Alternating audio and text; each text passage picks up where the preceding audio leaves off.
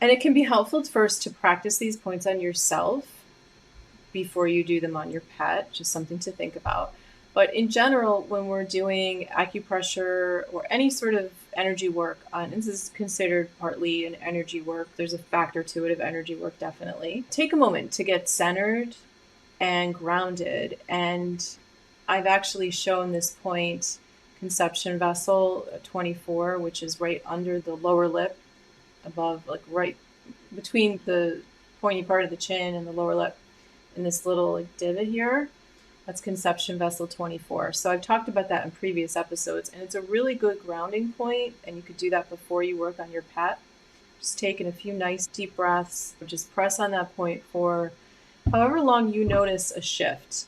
Usually we can sense a shift. Sometimes you'll just feel yourself taking like a deep breath and sigh when that energy has shifted. And that's also what we're going to be looking for when we do the points on the animals, is some kind of change in their energy, or they might lick their lips, they might yawn, they stretch, they might roll over, they may just shake out, they may like twitch a little bit, they may just sigh and relax into it. They may even get up and walk away. And sometimes that's because the point, they've sat with the point and you know they benefited from it, and then they're just like that, they're done, so they walk away. Or you may notice that you're trying to do the point and they don't seem interested, so they walk away. Keep that in mind. It's okay. You don't have to force it. Maybe that's not the right time for it. So we want to be always respectful of the animal when we practice these points, when we use these points with them. And also sending your pet the message that you'd like to do something nice for them, and just sending them this image of that point. Usually there's going to be some level of relaxation with most of these points, and sending them that message. You can also, what you should do too, I hate to say should, depends on the situation, your pet, what is going, where they're at in that moment, but it's a good idea to just run your hand along them with intention, a little different than just like petting, but start at the top of the head or right at the base of the neck, and just gently down either side of the spine along that bladder meridian, all the way down to the side of their paw in the back. And also you can do it on the front too, and do it on each side.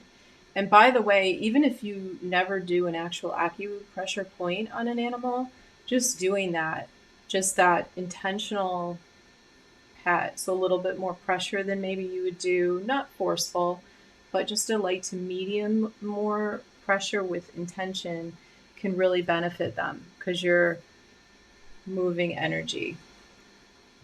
And there's actually two I know as a practice that we can use, and I incorporate into the work that I do too, that I really like. It's like a mixture of the massage and the acupressure, and it relates to that idea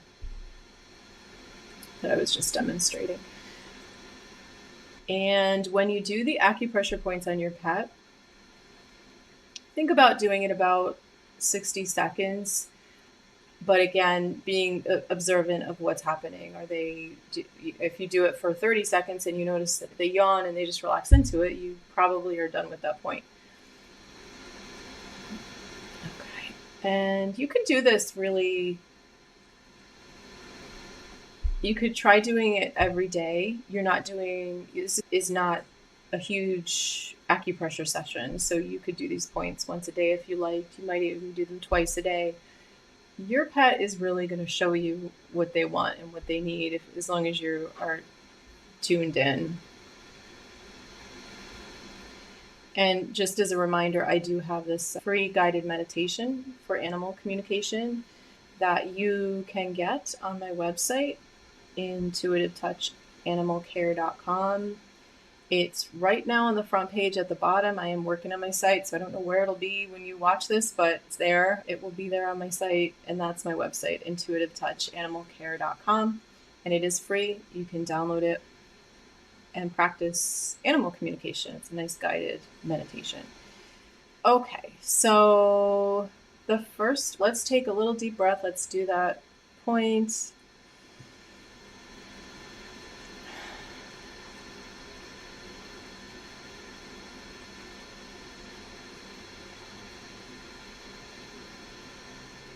And also, just to mention, you can use things like essential oils.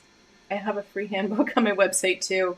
I don't have a picture of that, but it's a free essential oils handbook. There's an essential oils page on my website. You can get it there. I think it's on the front page right now, but it may just be living on the essential oils page in the future. And you can go there if you want to learn a little bit about how to use them, safety. But I have this oil,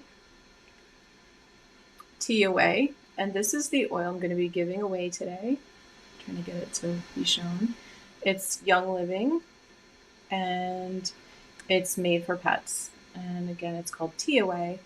And this is a great point for kidney and bladder. So I might use something like this, put a little drop and swirl it around, and very relaxing, very grounding, and you can use that with your animal too. Okay, so let's do the first point. Okay, this is kidney 1. Okay, so as mentioned, the kidney meridian starts way down on the bottom of the paw pad, that middle big paw pad there. So I have the little diagram over here on the right, and then the one on the actual animal, kitty cat. And that's kidney 1, Yang Guan, and it is the translation in English would be gushing spring or bubbling spring. And I always think it's interesting to think about where they got these names. Think about the bottom of paw pad bubbling up, that energy.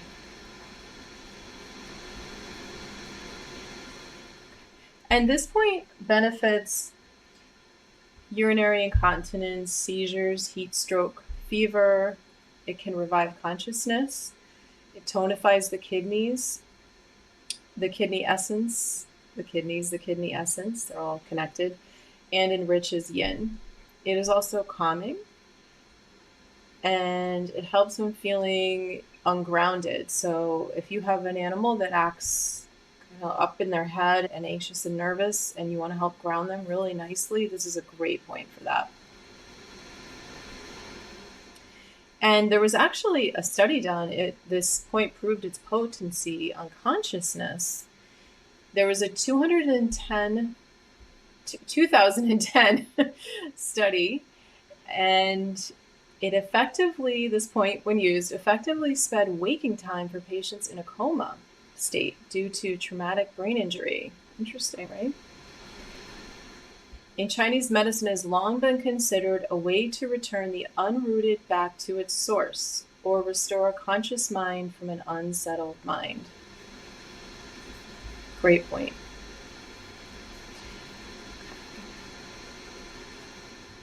Our next point is kidney 3, Tai Chi. I'm not saying it right. Hold on. I have to think before I say it. Tai Chi. It's not she, it's si. Like the corners of your mouth spread out, spread your lips out, and you press behind your lower teeth. I have to practice these things. I do not know Chinese. I just learn them as I'm going along with the point. So it's also known as Great Stream. That's the English translation, is Great Stream. Okay. And this is a powerful, what's considered called a source point on the kidney meridian. And it helps reconnect to our original chi, that deep reserve of energy I mentioned that we're born with, source chi. And that's that sort of energy reservoir for life. It's thought about in traditional Chinese medicine that life source energy, you're born with this much of it. And as you go through life, it depletes, burnt out, gone. The wonder of this point is it can restore us to releasing our potential in the universe and connect us with the qualities of water element, that courage, will, determination, perseverance through the harsh winter weather. And to locate that point, It is behind the inner ankle bone. Medial is medial inner. So you see that purple dot there on this doggy. Find the tip of the ankle and move the finger backwards, so inner ankle, and move the finger backwards until you're in the deep hollow between the ankle bone and the Achilles tendon. Just feel for a soft, tender spot. You'll feel it. And gently hold. And it's always nice when you're working on one point to have the other hand somewhere on the body, just for connection and grounding in the animal. But when you're working on a point like that, just make sure that's supported. You're not pressing too hard without any kind of support. And you don't want to press too hard anyway, but you want to support that leg or make sure it's supported when you're doing that from either underneath, like this dog is lying there, or if they're standing, let's say, you want to have the other hand. I'm right-handed, so my left hand would be on the outside of that area, of the other side of the ankle. What we really think of as the ankle on the outside. And our final point is bladder 1, speaking of husky. And the Chinese is Jing Ming, and the English translation is eyes clarity or clear eyes. And this point is in this depression. So you have what's called the inner canthus, or the inner corner of the eyes with this doggy here. And if you come up a little bit, I had a way I wrote it that just I want to go to that will make it make more sense in a second. So let me just say this first. It benefits the eyes, clears heat, and it's also a meeting point between the bladder channel and the triple heater, the small intestine, the stomach, the gallbladder, the governing vessel. It's really, if you think about, so all these points are meeting, and that's a really powerful point. So it can really help with anxiety. It can help with eye problems and excessive symptoms in terms of heat, inflammation, things like conjunctivitis, swelling, phlegm, pain, blurring, itching. And so, of course, always make sure that you're seeking proper veterinary care. And deficiency in terms of dim vision, poor night vision. Now, of course, with an animal, you might not know that, but if there's tears, drooping eyelids, blindness, visual, just eyes all around pretty much. So that point would be, let me show it with, so if you come up from the inner point, there's like a depression you can feel. It's not like jamming into the corner of the actual eye. If you come out from the eye and just slightly go up, I'll bring myself up on the screen here to show you. See if I can show it to you better. So you see there's like a divot. It's really hard to show this. You see me? If I show my pinky. That is that point. So you, of course, be careful there. And you're probably going to want to be gently with the other hand holding that.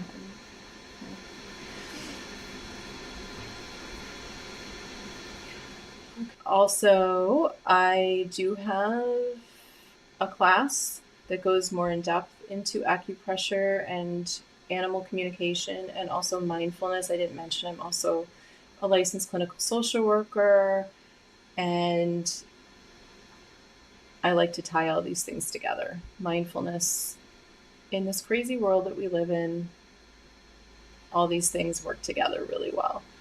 Rub my belly, rub my belly.